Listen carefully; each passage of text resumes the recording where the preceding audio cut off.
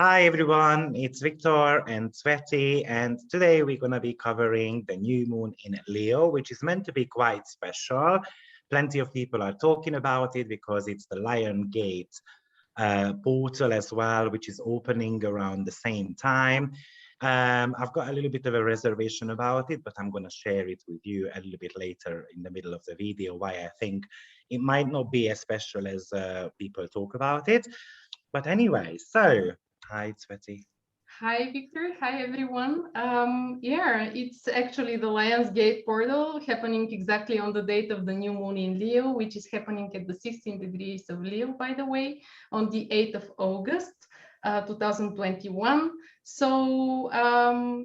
Actually, the Lions Gate portal is said to be so special because this is the moment when the star Sirius becomes visible and it aligns with the pyramids of Giza. And it's, the star Sirius is actually said to be our spiritual sun, so to say. So in this spiritual sense, it is a special portal because it opens up the opportunity, the possibility for us to go up and forward, like giving us a bigger chance for spiritual awakening and moving upwards on a spiral movement and not running in circles, if I can put it this way. So would you like to share your reservations about Yeah, because actually this so the star Sirius is going to be turning back to the night sky on the 11th of August. And not on the 8th. So it does not necessarily coincide with the new moon, and that's one of my little problem here. However, Mercury will enter the sign of Virgo on the 11th. So I would be looking at more on the Virgo Mercury energy rather than the new moon with this Sirius. Because 3 days is quite a lot of time. So let's be honest, the moon is not going to be anymore in the sign of Leo when it happens. Yes. And that's my reservation here. Is going to be happening in the sign of, moon is going to be in the sign of Virgo. And that's the day when Mercury is going to enter the sign of Virgo, which I made a video about in my YouTube channel anyway.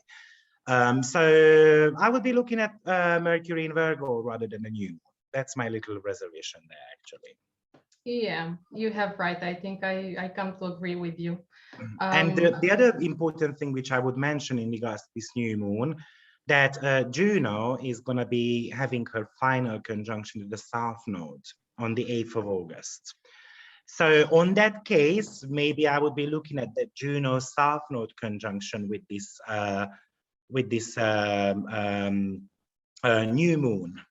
Because the Juno South Node conjunction is very much going to be about letting go of some of the old relationships or old perspectives, something which might be holding us back.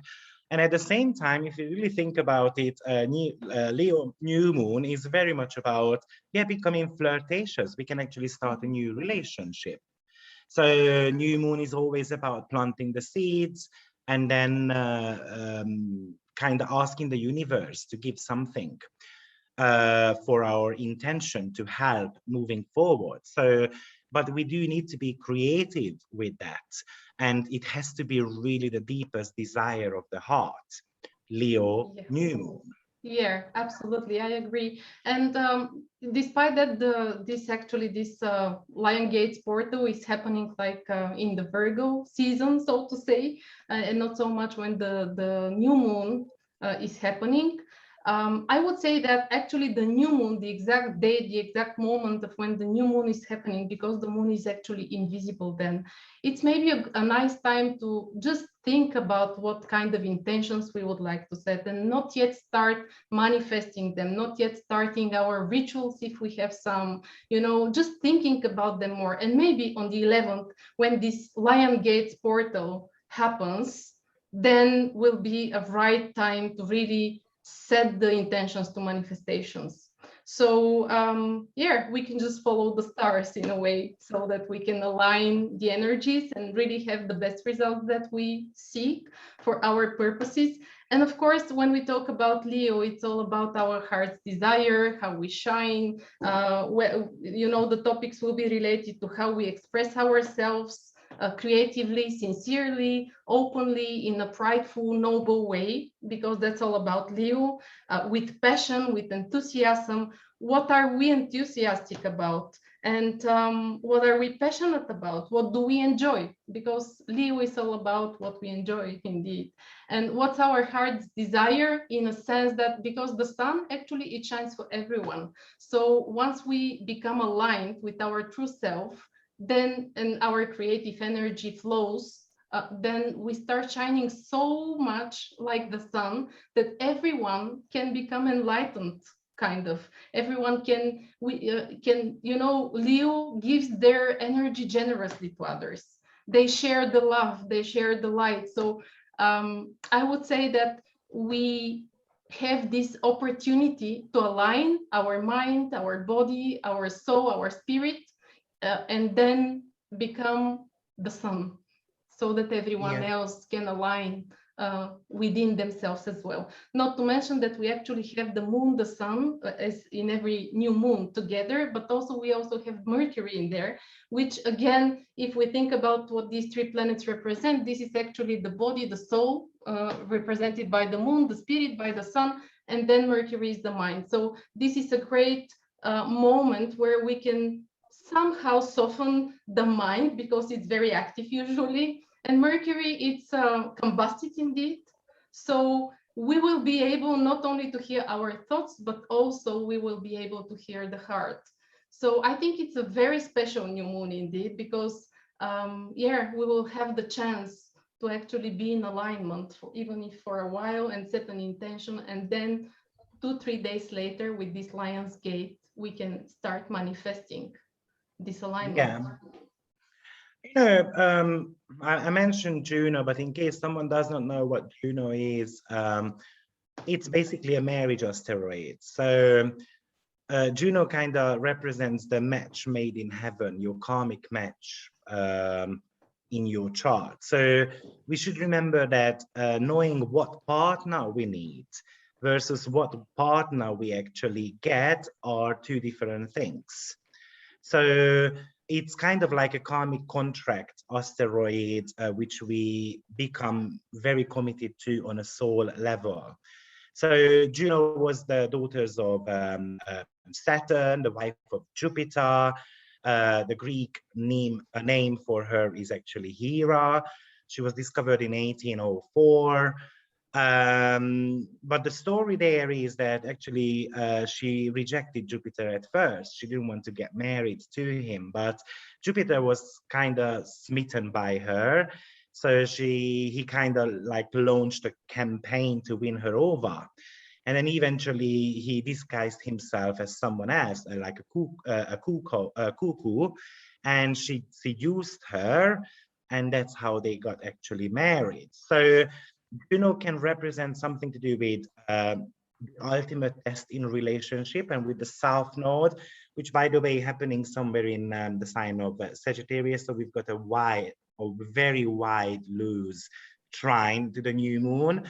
It does talk about maybe we need to let go of some legal commitment, or we need to focus a lot more on our marital fulfillment, remembering why we got married at the first time. And for instance, let's say we promise that we're going to be together in bad and work, in good and bad times, and you know, we're going to be looking after each of our, we're going to go on holiday and stuff like that, which is very much of a Leo new moon anyway, enjoying the moment of relationship. But also it does talk about the power struggles, where the partners might be kind of trying to control each other, because at the end of the day, let's be honest, Juno was tricked into a marriage. So it really talks about employees and employer relationships as well, Juno in there. It really talks about pregnant ladies, because she was the protector of pregnant ladies. She was actually ensuring the the safety of the baby and the mom during childbirth. So it kind of represents something to do with the commitment, the equality part, the building the future together. So for me, this new moon also talks about, yes, how am I going to be shining as an individual, but also how am I going to be kind of aligning my individuality with other people as well. And of course, we have had so much energy going on in the sign of Aquarius previously, which was more about the collective, but this new moon is inviting us to kind of revise our long-term goals and where we want to be in a year time, 10 years time, 5 years times, and so forth. And this Juno is all about like promises and pledges and jealousy and stuff like that. It could really show, because when she's pissed off, she is very pissed off. So she is very jealous. She becomes, it's all about infidelity, vindictiveness. It argues. But when it's very happy, then it goes into fire for the partner. So yeah, that's pretty much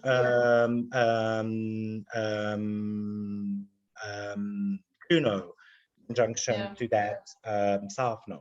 Yeah, and that now that you mentioned so much of jealousy, of power struggles, I just can't help myself but look at Pluto.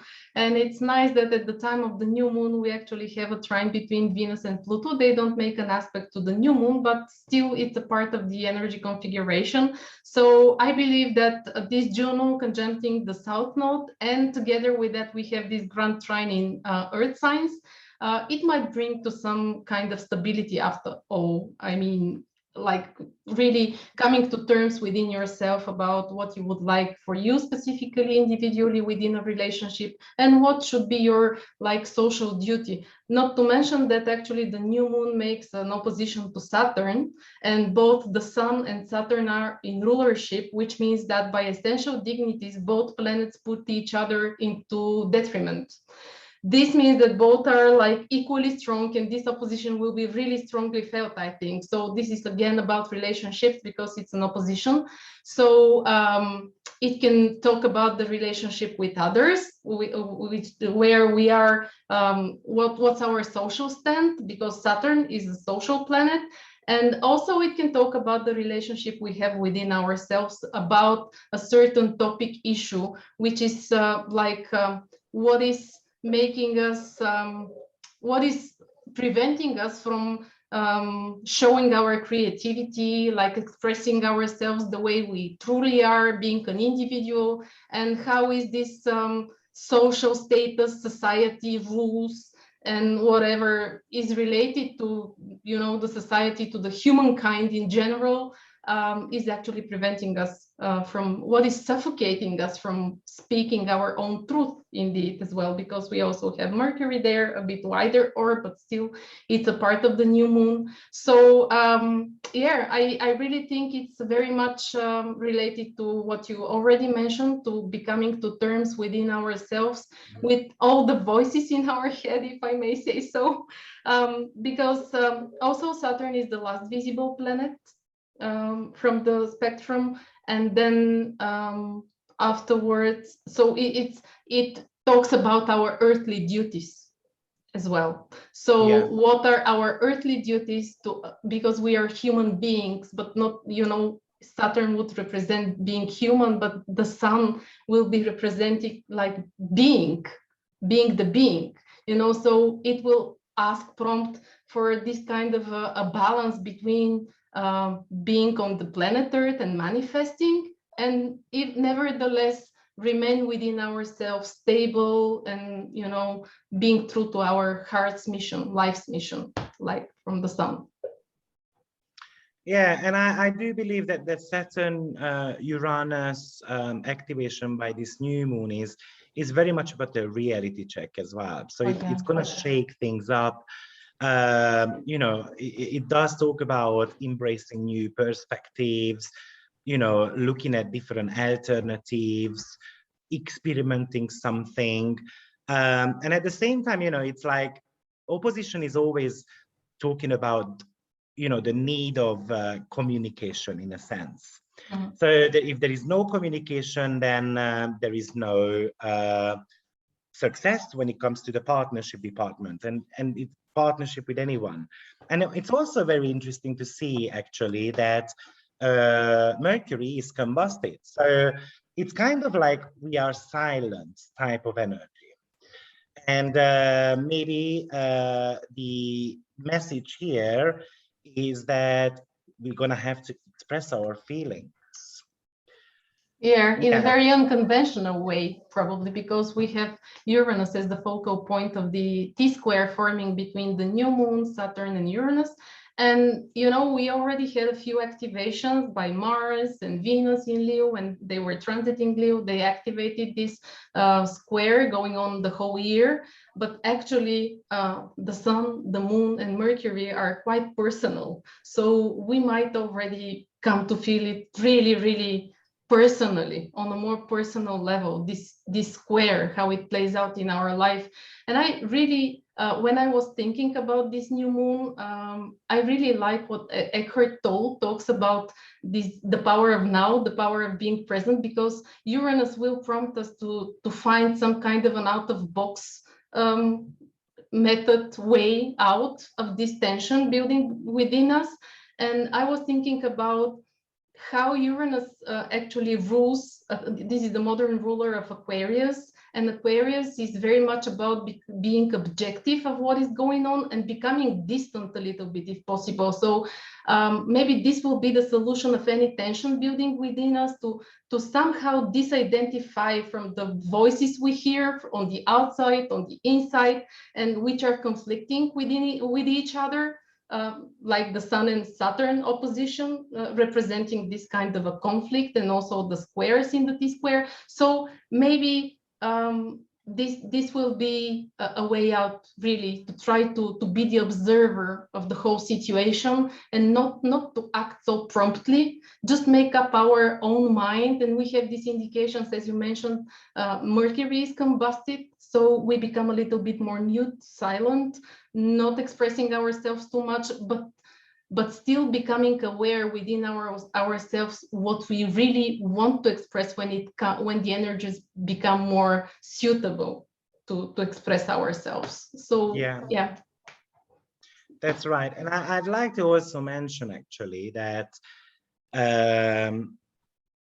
this new moon is, so we shouldn't be really disregarding that Mercury, because the new moon is on Saturn's Mercury midpoint.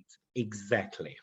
It's just 20 minutes difference there. So definitely the lack of communication, the kind of like the silencing is there, and something can actually start here. And by the way, that new moon is also on Mars and Pluto midpoint as well, which is very much about pushing forward. And I also would like to mention that this new moon is falling into Sagittarius decan, and by the way, it's on Sagittarius duod as well. And Jupiter just recently went back into the sign of Aquarius. Right, so it's not on 29 degree anymore, so that loosen up the energy a little bit. It's on 28-42, but it's still retrograde, so losing faith, some type of kind of like social distancing in a sense, or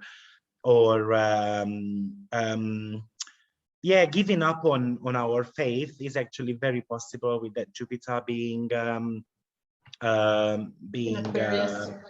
being a little bit weak. Yes. Yeah, I agree. By the way, also I'd like to mention that this the ancient Egyptians actually really like they noticed that when the heliacal rising of the Sirius fixed star happens, the Nile always flooded each year. Yeah. So actually this constellation can talk about floods. And it instance. Can, in the weather, you mean? Yeah, from a weather perspective. So I think it's going to bring some extreme weather conditions actually. And also they believe that Isis was kind of crying because of the loss of Osiris. So that's how she wanted to kind of express her grief. So it could really talk about doggy days in the summer period. It could be going to the extremes.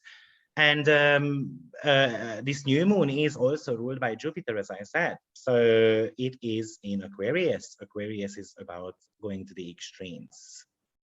Yeah, I absolutely agree. So we really need to be mindful about this. And when it comes to the weather, there are many countries where we have lots of fires currently. So maybe, you know, having rain and doggy days will be really welcome. And also when we talk about floods, the flood of the Nile River, I was thinking about this also like implies to me kind of an abundance, but you know, it's when it's too much, then it's no good. So we really need to be careful not to become overwhelmed. And how the, you know, just like the river takes away all unnecessary when it's full. I mean, all unnecessary stuff. You know, we have a few indications in the new moon chart that talk about this anyway, like the conjunction of the South Node and Juno, as you mentioned. So the combustion of Mercury. So what do we need to take away from our life? And we can like ride the wave and use the energy to just let it flow, let it go in a way. Exactly. And also what's really striking in the new moon chart is that we have no water at all. Neptune only. Well, Neptune is a collective planet. So Yes. for me, there is no water in the chart whatsoever. What we have is plenty of fixed energy. So we've got 3 planets in Leo, 2 in Aquarius, we've got 1 in Taurus. So that's all about stability. That's all about, you know, believing something, and then all of a sudden some shocking news is coming, which is going to get us out of our comfort zone.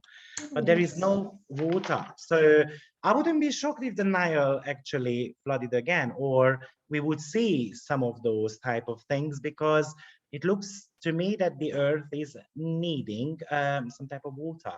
And probably the reminder for us is that we do need to get in touch with our emotions as well.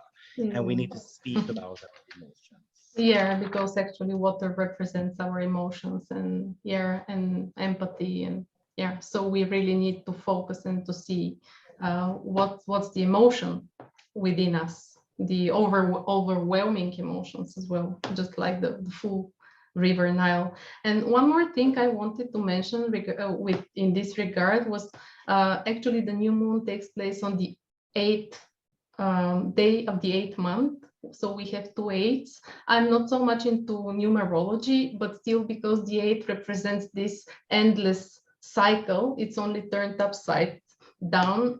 So I just wanted to mention that this is again one more indication of like an endless resource, energy resource coming to us. And maybe, we need to really take the opportunity and see all our sides courageously, like a Leo would do, like face our all around us or within us, and like become more balanced at one point. And like every breakthrough actually requires suggests some type of a crisis. So whatever happens, we really need to remember, maybe with this Saturn opposition, we need to remember the end goal, that we need to put efforts, and that, if we are diligent and consistent, then the rewards will come at one point. And also that whatever happens, it's a kind of an experience. So the consequences and results of whatever decision we made, this is like a lesson, and it actually suggests growth. So there is no positive and negative in this sense. That's right. That's right. Yeah. Well, do you have anything else to add about this new moon? Only one last thing. There will be about these fixed signs, because we have lots of fixed energy. It suggests stability, but also it might make us a little bit stubborn and like holding on to whatever the status quo is. So maybe just as a reminder of what we already said before, try to remain the observer of what's going on within and without, and not to make any rush decisions. Just be patient and maybe try to implement whatever we feel, we sense is good for our individual self, but also will be a good manifestation for the humankind as a whole, because we also have Aquarius involved. And yeah, I think on a personal level, or to summarize, this new moon is all about make plans till you can, enjoy the summer till you can, because that Saturn Uranus is gonna get again activated, so we're gonna have some disruption. Make sure you get in touch with your loved ones and get in touch with your own feelings as well, and don't necessarily allow others to mute you. yes. Because at the end of the day, that Leo is a roaring sign, right? So it wants to be screaming on top of the lungs. It just Mercury fears that someone overshadows me. So have a look at, you know, what the sun rules, for instance, in your chart. Who is the person who might be, you know, overshadowing you? And I think even though I don't think this Lion Gate portal thing is so strong, but I recommend watching out where Mercury is currently in your chart, what area it's going to be transiting. And that's where you want to be having a little bit more positive attitude and probably investing time and money, and effort into that area of life, because I think that could be bringing you the biggest growth. And because Jupiter is retrograde, it might be talking about something you have to revisit, and an old idea maybe you have to revisit, or you have to reconnect with someone like a guru, a teacher, or someone who gave you a good piece of advice, and then kind of utilize those a little bit. So, and how you can bring your authenticity forward, how you can shine where that new moon is, and definitely an area of life where you can shine the most in the upcoming few weeks. Yeah, absolutely agree. And when it comes to revisiting something old, I just want to mention that actually the T-square that is getting activated only includes separating aspects, which means definitely a topic which is coming from the past and we need to revisit again. And this retrograde Jupiter going, which is already into Aquarius, is like suggesting the same as you already mentioned. So yeah, I cannot agree more. Great. Well, thank you very much, everyone, for being with us, and see you soon with the full moon in Aquarius, which is going to be on 29 degrees. Yeah. So there is going to be a lot to unfold there. Lots of fun, so to say. Thank you, everyone, and have fun, really. Thank you. Bye. Bye.